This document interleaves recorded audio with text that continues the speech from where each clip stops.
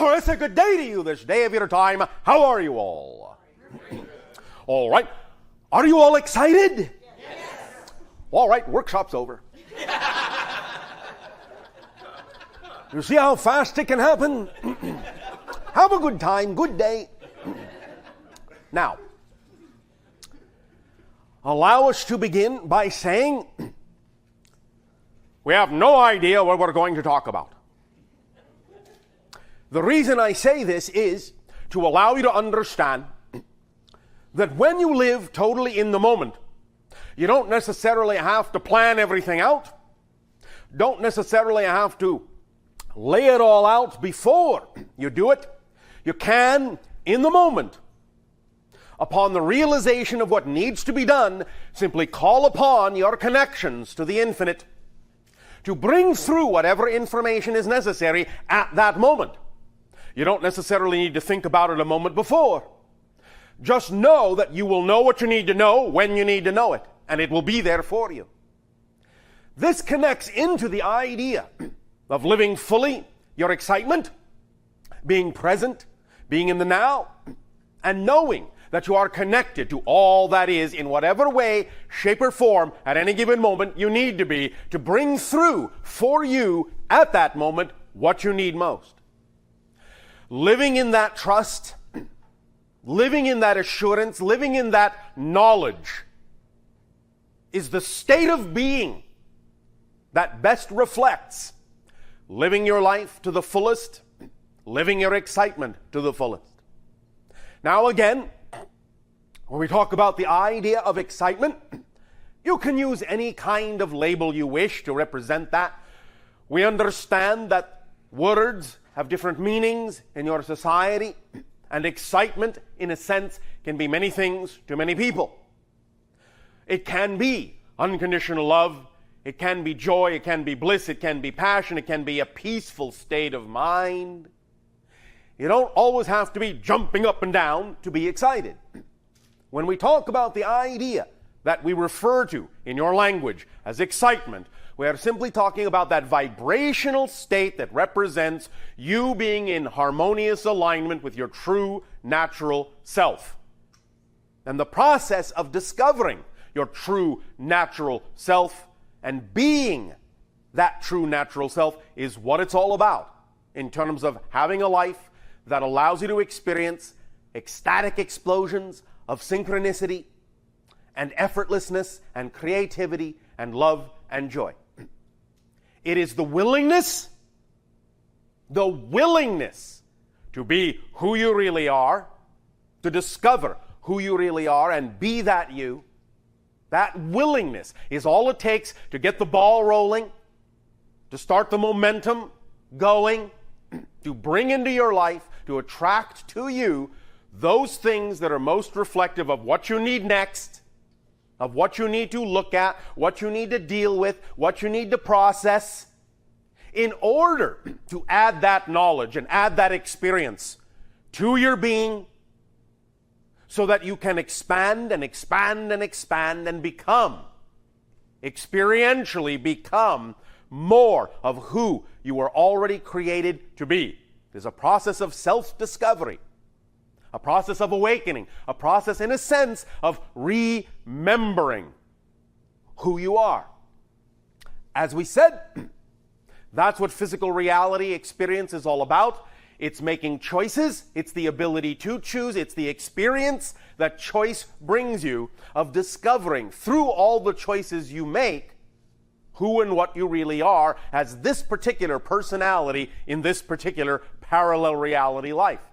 Now, yes, of course, the greater you, what some people may call the oversoul, obviously has a number of lives going on simultaneously in what you call parallel realities or past or future. All of those things coexist concurrently, simultaneously. But this you is unique, as all of the different versions are, all the different life experiences are, whether physical or not. Each aspect of your greater self is unique. And so even though you have many lives, this life will never happen again and has never happened before. This is the only life this you has. And so to make the most of it, to allow yourself to really experience, to really savor what this life is all about, the idea is that you have the freedom, regardless of what you have been taught, regardless of what you may still believe, you have the freedom at every given moment to choose who you prefer to be, how you prefer to act, what experience of life you prefer to have, that you believe is most representative of the you are, in your heart of hearts, in your deepest soul. Now, as children, many of you automatically understand what it is to live an exciting life. But of course, different belief systems that have developed within your society over time will often talk you out of continuing to live that exciting life as you grow up, as you mature. But the idea is really to learn to balance that, to learn to blend that, to learn to become a grounded adult who still understands the freedom of play, the freedom of creativity, the freedom of excitement in the way you understood it as a child. So it is allowing yourself as an adult to rediscover how you can integrate that excitement, that childlike attitude, that childlike gratitude for every moment of the day, for a total appreciation of your life in a way that is natural, in a way that is second nature to you, actually first nature to you. So that you can know with assurance that as you move through life and as you make decisions and as you make choices, you are constantly supported in whatever choice you make, to whatever degree you are willing to make it. You are never not supported by the universe. And this is the first element we wish to drive home with you with regard to the idea of living an exciting life. Is the understanding and the realization you are never not supported by the universe. Totally. Many of you can create an experience as if you are unsupported in a variety of categories and ways, but all that is happening is you are being supported in what might be a negative belief. The universe does not judge. All that is does not judge whatever belief you choose to experience. And if you choose to create a definition and a belief within your consciousness that says you are not supported, the universe will support you in your experience of lacking support. You are always supported, but you are only supported to the degree and in the manner your strongest belief says you are capable of being supported in. But you are supported fully in that belief, in that experience. Every single belief, as we have said, contains, in a sense, a mechanism that reinforces that belief. It creates a self-fulfilling reinforcement mechanism. It has to, by definition. If belief did not contain self-reinforcing mechanisms, you would not be able to have discrete experiences in physical reality. You would not be able to have a particular experience of a particular belief without other beliefs leaking in. And this is, to some degree, one of the things you are learning to transform, is the idea that you can have an overriding belief. An overriding belief that colors all other beliefs, that beliefs are easy to change, instead of an overriding belief that beliefs are difficult to change. The overriding belief that beliefs are difficult to change is part of the paradigm of the belief itself that is there so it will be reinforced so you can have that experience that the belief creates. But now, in your age of transformation, you are learning you can replace that overriding belief, that program, that equation, with another one. That beliefs are easy to change. so that you can simultaneously, shall we say, experience to whatever degree you wish to any particular individual distinct and discrete belief, but at the same time always leave yourself a key to unlock from that belief should you desire to do so when you are done with that scenario. This, in some sense, is the malleability, the flexibility that is required as children have it to shift very quickly from belief to belief to belief to belief, from experience to experience to experience to experience, creating a life that can go at any given moment in any direction whatsoever. So that you understand that every single moment is a zero moment and is absolutely not connected to the moment that was there before it, unless you believe it is. And that's the key. At every moment, you have the absolute and total ability to reinvent yourself, redefine yourself wholly, completely, and become a completely different person. That is another thing that it helps to begin to realize, fully realize, when it comes to living a life of high excitement, is that every single moment you actually are literally a different person. And the person that was there a moment ago is not the same person. And even though you may look in a mirror and see what you think is the same face that was there a moment ago, that is just an illusion of continuity that you are creating for convenience sake, so that you will not be deemed crazy or insane by your fellow members of society. But you could create such a distinct difference in the person from moment to moment that when you look in the mirror, you would actually see a different face every single time you look. Some of this ability has been demonstrated, as you say in your language, scientifically, medically, in cases of what you call multiple personality, where you can actually have one personality that actually has a particular physical condition, such as a cancerous tumor. But when they switch to another personality, the tumor is nowhere to be found, instantaneously transforming because this personality never had cancer. It's not that reality anymore.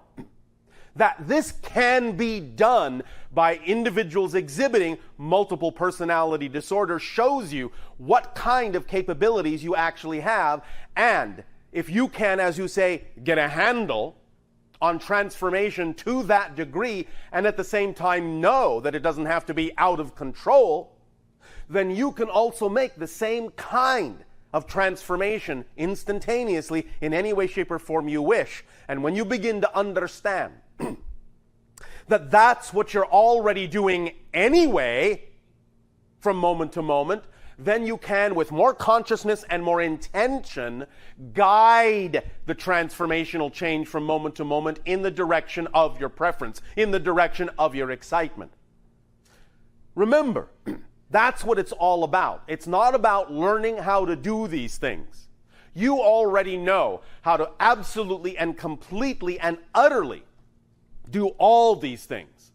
Create any reality, every moment, transform instantaneously, let go of one belief and latch onto another instantaneously from moment to moment to moment. You're doing it all the time. The issue is not learning how to transform. The issue is awakening to the choices you are making of what you transform from and to. Because you can create a sense of continuity in the beliefs that you choose that make it seem as if, from moment to moment, nothing much has changed. When in fact, from moment to moment, everything has changed. You are a completely different person and a completely different reality, literally, take me literally, every single moment that you experience. Any change at all, it's a total change, a complete change. You exist as a different person in a different universe, utterly. Utterly.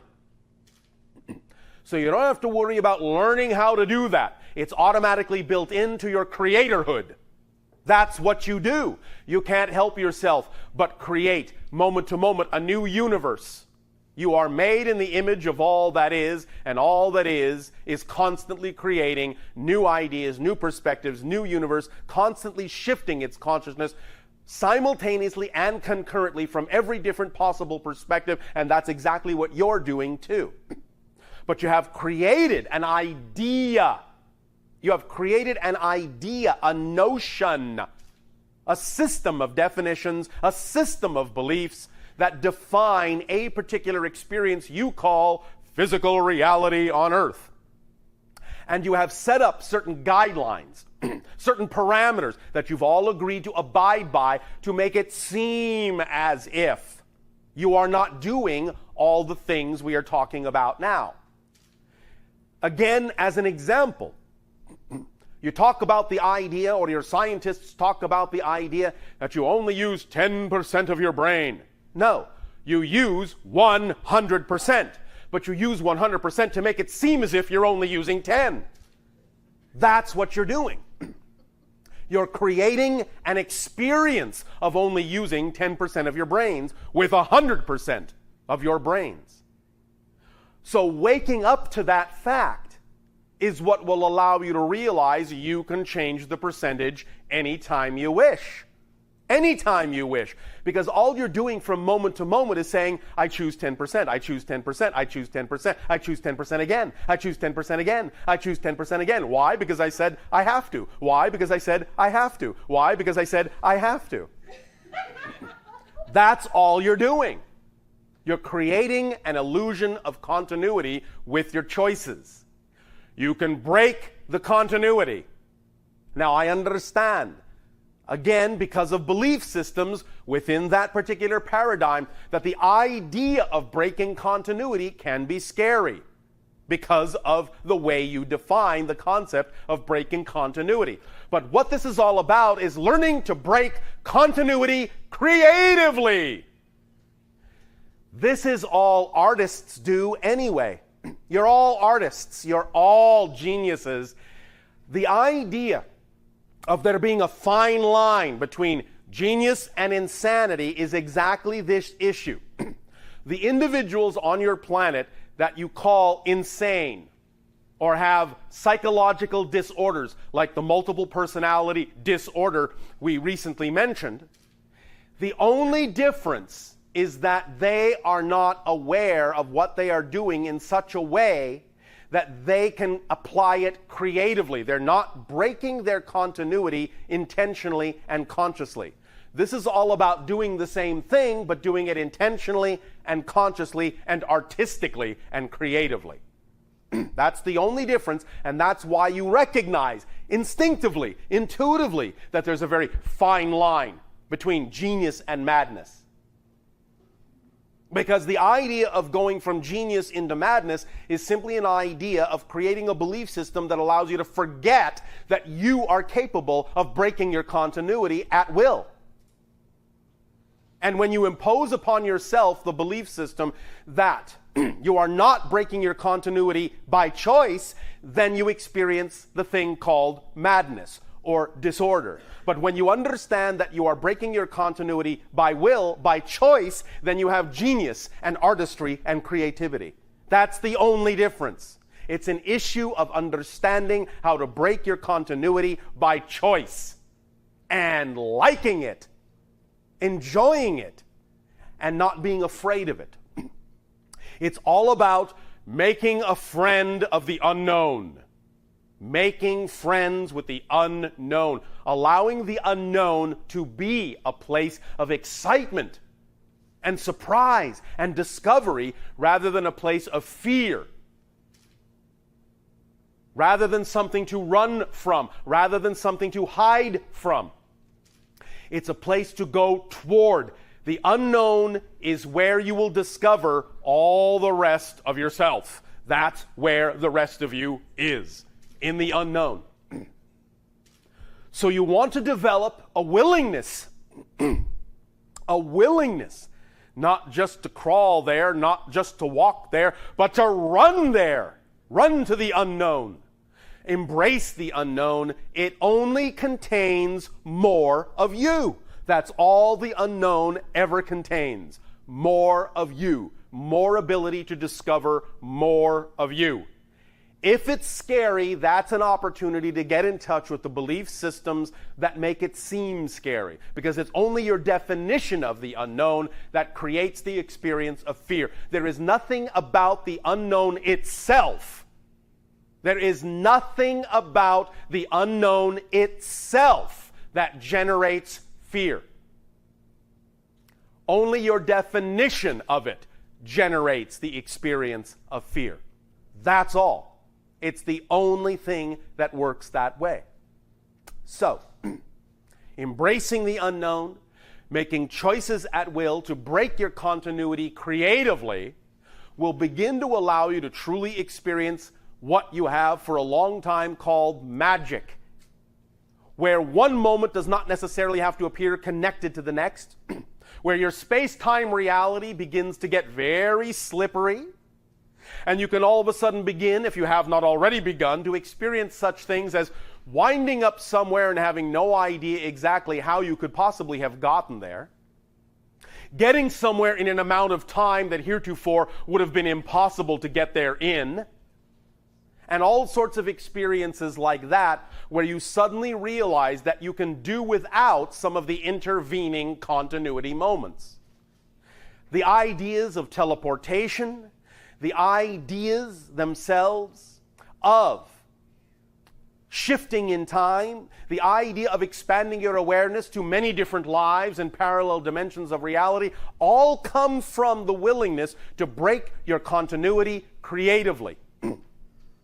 Now, up to this time in your history, it hasn't necessarily served you to do that, except perhaps now and then in a very random way when it served some particular purpose in some particular person's life. But now, in this day and age, the idea itself that you are in a day and age of transformation allows you to consider many more options, many more possibilities of what you can experience physical reality to be. Physical reality is very flexible, very malleable. Remember, it's just an illusion. It's just a mirror. It only reflects back what you give off.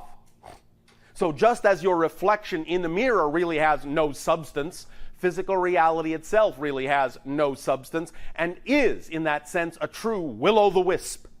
It will take its form only from what you believe it to be.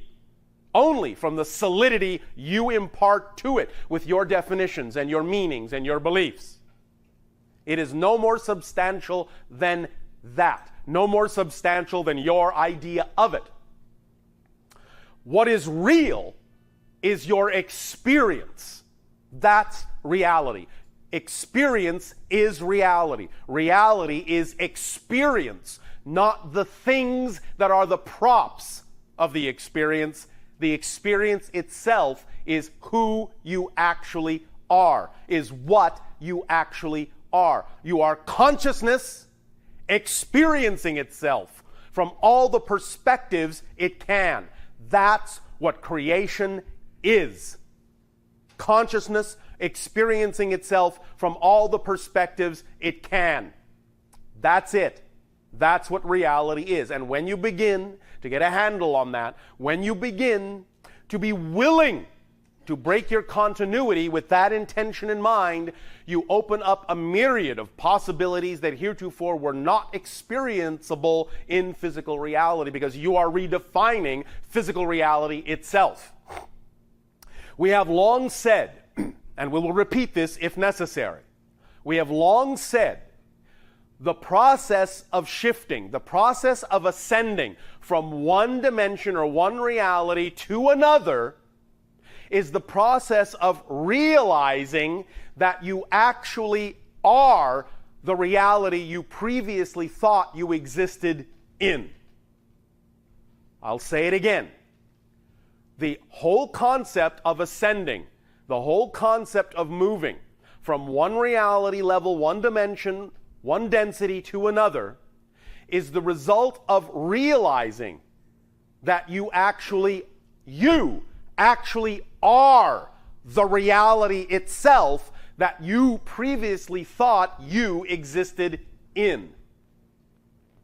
So what we are saying is, you don't exist in physical reality, you are physical reality. It is you. It's just an extension of your consciousness. It's just an experience in your consciousness. When you recognize fully that there is no physical reality except for your experience of it, and that that's what reality is, that is what allows you to experience an expansion of your idea of reality as you experience an expansion of your idea of yourself. And that's what allows you to have the experience you call ascension, or advancement, or growth, or expansion. Does that make sense to you? Yes. Is there someone to whom it does not make sense? All right. Would you like me to explain more clearly in some specific way what I have just said? But you could repeat it, please. Just repeat what you said. All right. Different words, maybe. All right. Right now, most of you imagine or have been taught to believe that physical reality is a place in which you exist. You understand? You are being taught that physical reality is a dimension, and that somehow you, as an individual, exist inside that dimension. But you don't. The dimension exists inside you. It's just an idea. There is actually nothing out there. There is no out there. That's an illusion. It's a projection. It's all going on inside your consciousness. Does that make sense? So when you understand that you are not in physical reality, that physical reality is in you, that awareness in and of itself, that moment of being aware of that in and of itself, is the experience of expansion and ascension to a different level. Does that make sense? Does that help clarify it sufficiently? Or is there something else you wish to explore about this concept before we go on?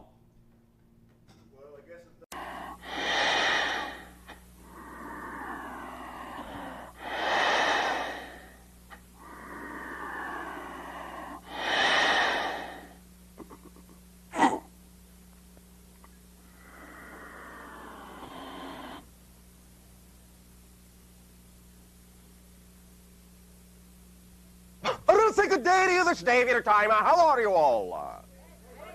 Once again, we take this opportunity to thank each and every one of you for allowing our civilization to communicate with you through this window in this way at this time. Once again, each and every time you allow our civilization to make this link with you, it expands our understanding of all that many more ways that the infinite has of expressing itself within creation, and simultaneously strengthens the co-creation of a third new reality that is different between your reality, our reality, in which one day we may be capable of meeting you more concretely face to face. So we thank you for the opportunity to co-engineer that new dimension of reality with each and every one of you. We would like to begin this transmission this day of your time with a brief idea. And that is, again, connecting to the concept of choices, allowing each and every one of you just another new, as you say, spin on the concept of making choices, to allow yourselves to remember that everything is a choice. There really is no such thing as being between choices. The only thing that exists, in a sense, between choices is a complete state of neutrality, complete state of balance in that sense. But as you make a choice, you are then invoking the idea of a manifestation, of an attraction, of an experience, of a reality. There is really no such thing as waiting to make a choice, for in a sense, even the idea of experiencing neutrality is a choice. But as you make your choices from one to the other, and understand that there's really nothing in between, that you're always in a state of choosing something, you can allow yourself more opportunity to experience, to know, to feel that all choices are equal. No choice, in a sense, has more power than any other choice. And all choices being equal in their capability of manifestation will thus paradoxically allow the choices you prefer to be capable of being attracted more effortlessly, more easily to manifest along the path of least resistance, because you will not be making the idea of one choice over another as if it is more important. And by allowing all choices to be equal, you allow each choice the same ability to manifest. By assuming that you have to, in a sense, keep other things at bay, keep things away from you, by spending your energy on the idea of focusing on not choosing this or not choosing that, or being afraid of choosing this or being afraid of choosing that, you are creating, by that perspective, by that point of view, more focus, more energy, more solidity to that particular choice than any other choice you say you want.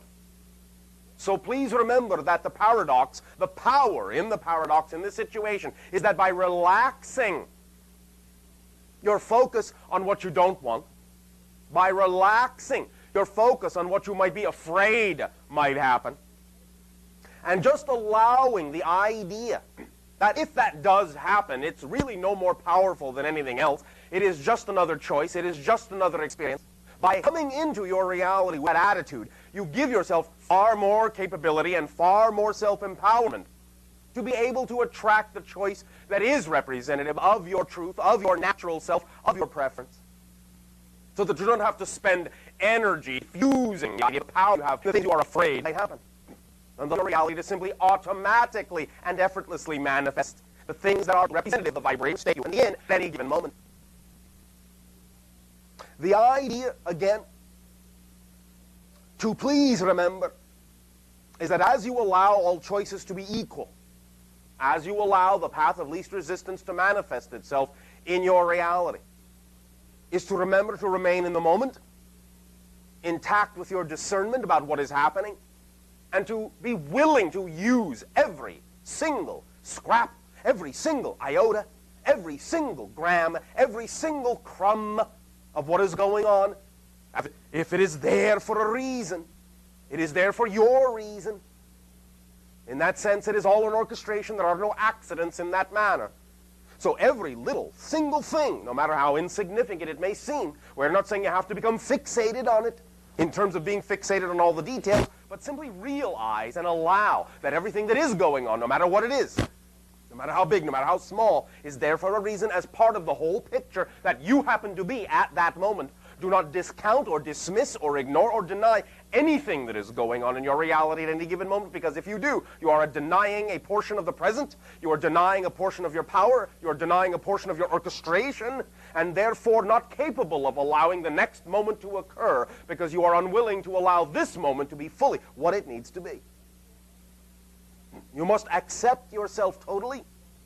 And this brings us to the final point of this brief idea, this brief sharing, and that, once again, is that no matter how many techniques you may get from us or elsewhere, no matter how many tools for manifestation or living your life you may get from us or elsewhere, no matter how many ideas, no matter how many philosophies, no matter how many understandings you have about reality or yourself that you wish to apply to make change in your life, no matter how many you get, no matter where they come from,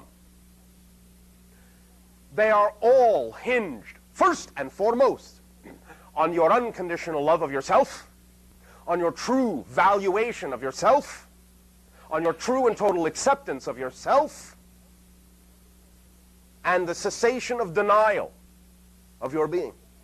If you do not value yourself first, love yourself unconditionally, accept yourself as you are, you cannot use any of these tools in any way, shape, or form. They will not be effective because you will not be present to use them. Only by loving yourself unconditionally, even if you know you wish to change.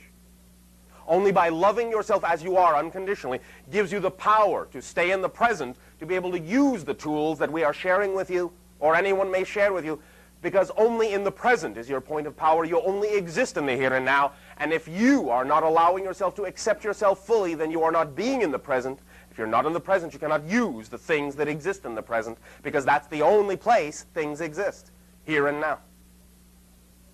So if you pretend that you're not here, if you ignore a portion of yourself, if you deny a portion of what is happening in your life, as if it were not a reflection of you, then you deny yourself the capability and the power to use all the knowledge, all the empirical mechanical understanding, all the consideration, all the definitions we have shared or others have shared with you.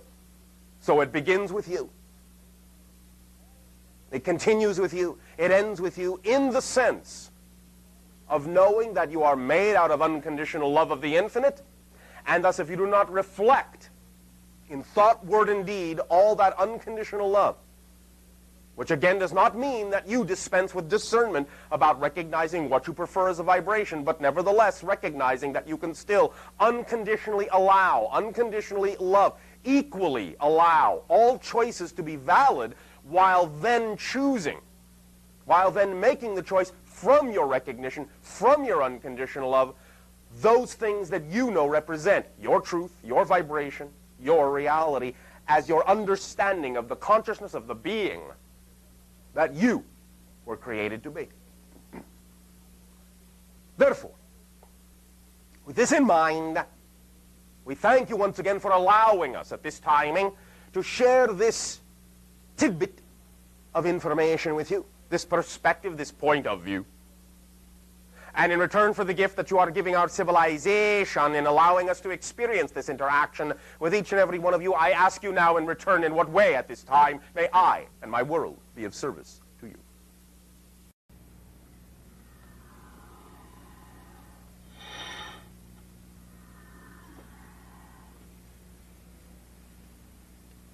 A little say good day to you this day of your time. How are you all? We will once again thank each and every one of you individually and collectively for allowing this link to be established in this way at this time. Once again, each and every time you afford us an opportunity to communicate with your civilization in this way, we are given the opportunity to see through you an expansion of the infinite in understanding all the different ways you have of looking at creation. So we thank you for this gift. We would like to begin this link, this communication, this day of your time, with a few comments on a variety of subject matter.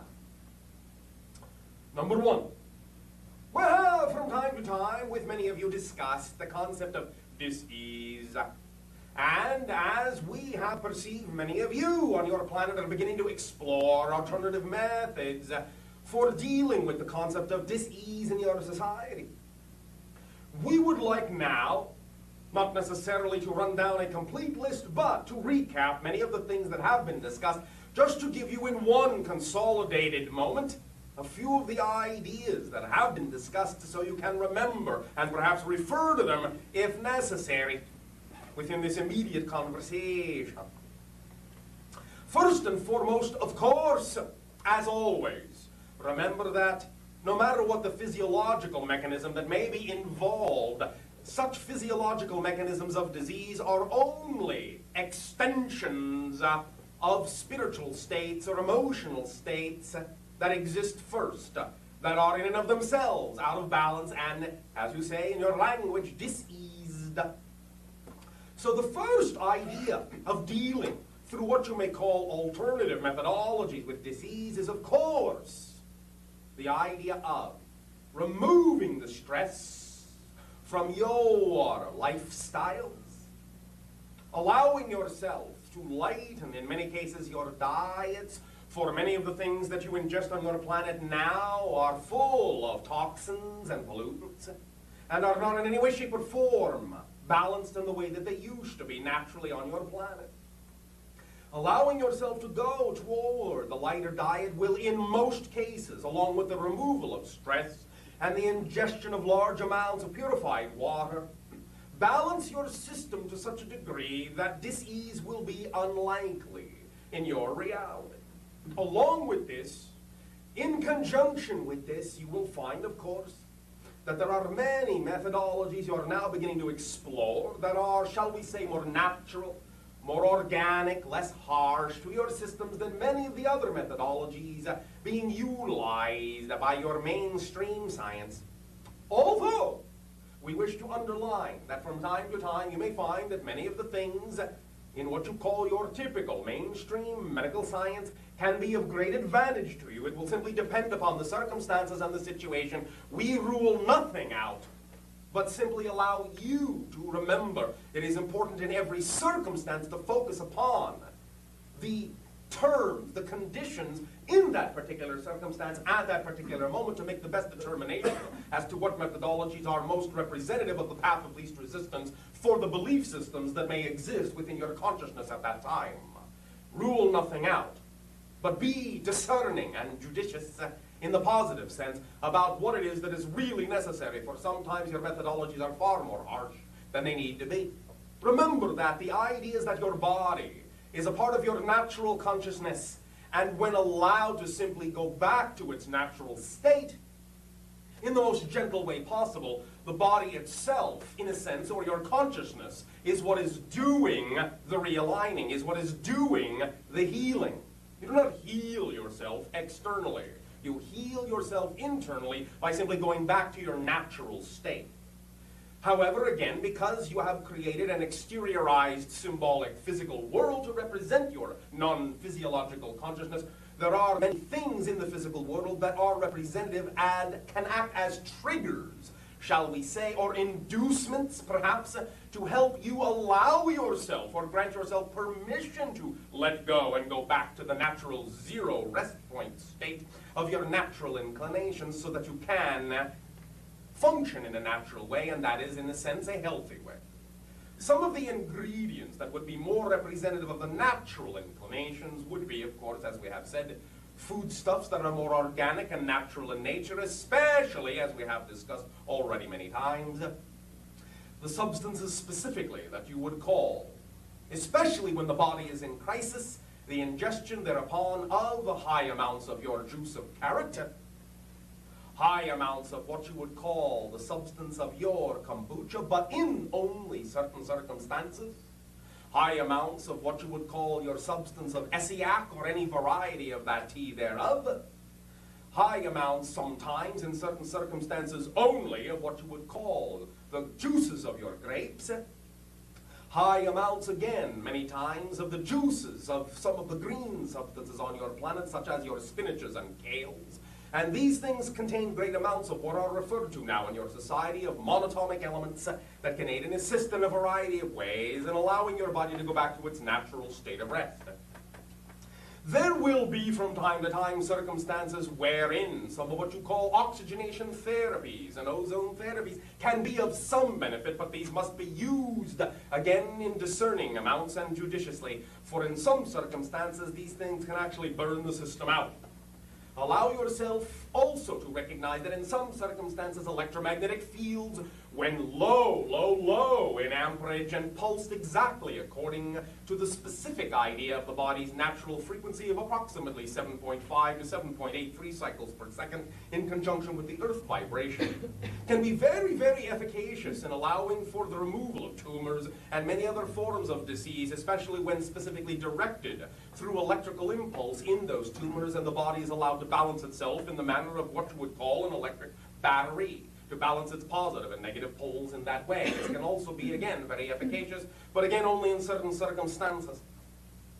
The idea also, many times, of what you would call the essential oils of things in many plants, when rendered into absolute pure form, will be very, very strongly effective in the body, especially through certain aromatherapeutic methodologies, because what this is doing is, in molecular form, triggering your own brain to release the appropriate chemical solutions or symbols to bring your body back into balance.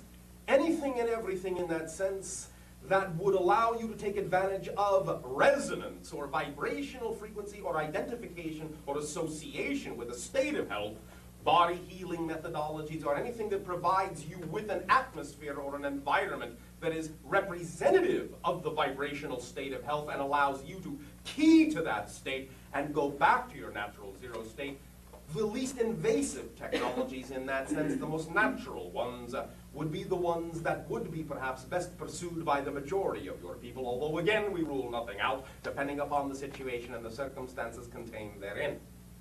It is up to each and every one of you to use your intuition and, of course, to recognize that now that you are beginning to explore the whole concept of consciousness and realize that you are more than just your physical reality, more than just your physical body, that you really do create your reality with your consciousness, you are now beginning to realize that less invasive technologies are necessary to attain great results, because you are now participating in your awareness of how you created the circumstances that exist in your life to begin with, and can recognize the responsibility necessary to let go of those things that no longer work for you, those ideas, those definitions that allow you to hold on to concepts such as disease and stress and so forth. And in letting them go and taking responsibility for what you have created in your life, you can begin to gain more conscious recognition and realization and commandment, so to speak, over the choices and definitions of life you do prefer. And in instilling those within you, allowing yourself then to key yourself to those template energies, and in so doing, allowing yourself to exist and express yourself much more naturally, in much more a natural, harmonic way, with the core vibration of your truth. That is item 1. Item 2. Item 2. And I just, as I said, throw this out to you. Many of you have heard us speak many times about our particular viewpoint of many different kinds of changes that will take place upon your planet, be they sociological, be they political, be they economic, be they religious, or be they, in some senses, geological. We recognize again that it is your frequency that determines where you are, when you are there, and how it is you experience transformation. So, we simply will rely on the fact, we assume it to be a fact, that you will understand how to take this and allow us to simply put out that there is absolutely no need for worry, but you might be due for a small shake in the near future, in your particular area that we are communicating with right now. Nothing to worry about. Relax, enjoy it. Most of you will find that you get shaken far more severely in many of the amusement parks on your planet. And you enjoy that readily enough. So take it in stride as a ride. You will be fine. Thank you. Item 3.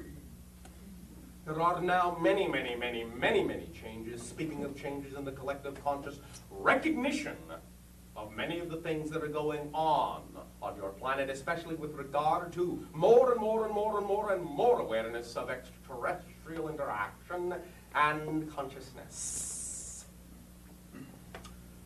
You will now find that there is going to be much more, a flood more of information between your now time and what you call the end of your 1997 year, regarding the whereabouts and the possibilities of beginning dialogues and interactions with certain extraterrestrial species. Many gates are now opening, and I am talking about something quite physiological. You're going to find startling and stunning and staggering opportunities for interaction as long as you maintain a high degree of integrity. And this is paramount. High degree of integrity and alignment within your own sense of responsibility. You will find that within the next 2 orbits of your time, there will be very strong opportunity for interaction, not perhaps with whom you think. Something surprising. Though we have discussed it many times, and though we have referred to it obliquely, you will find now there will be more direct references. The references we have already given are basically as follows. There used to be what you call millions of years ago in your times of counting, a civilization upon the planet you call Mars. We have told you that many of the Martians in that sense, as you would recognize them, after there was a natural disaster that rendered the planet mostly non-inhabitable, did incarnate and reincarnate upon your planet of Earth, and so in that sense, many of you are Martians in that sense. However, there are still some of the originals, and you will be meeting them soon. Also, we have discussed as we were asked many times, the idea of many of the probes that your planet has sent to your Martian planet, in that they seem to cease to function as soon as they arrive. And we have again told you, it has nothing to do with many of the cover-ups and conspiracies on your planet. It has to do with the fact that someone at the other end did not want the probes there and did something about it. We have told you that now more than once, and you will come to soon in the near future find reinforcement and corroboration for this idea. We would direct your attention to another thing we have said, and that is, as we have been asked many times about many of the places on your planet, and especially with regard to what you call the vortices, the doorways, the gateways that exist upon your planet in energy terms that connect your world to other worlds, other realms, other dimensions of reality. We direct your attention to many of the things we have said about what you call your Santa Fe area. We have told you many times that it is a unique kind of portal in that there is, shall we say, a similar portal of similar frequency on many other worlds that tie directly into that portal you know on your planet as Santa Fe. And so it could be said, in a way, that there is a Santa Fe on many different planets, and to be in that vortex is to automatically connect you energetically, dimensionally, to many, many, many other civilizations and realities. You will soon come to find that this is more literal and more immediate and more physical than you think. I think that just about takes care of our agenda today. Aside from, of course, the fourth agenda, which is our interaction with each and every one of you at this time, we will, for a moment, or a few moments of your time, begin with sharing from individuals who are, in your context, brand new to these interactions and who have never had an opportunity to share before.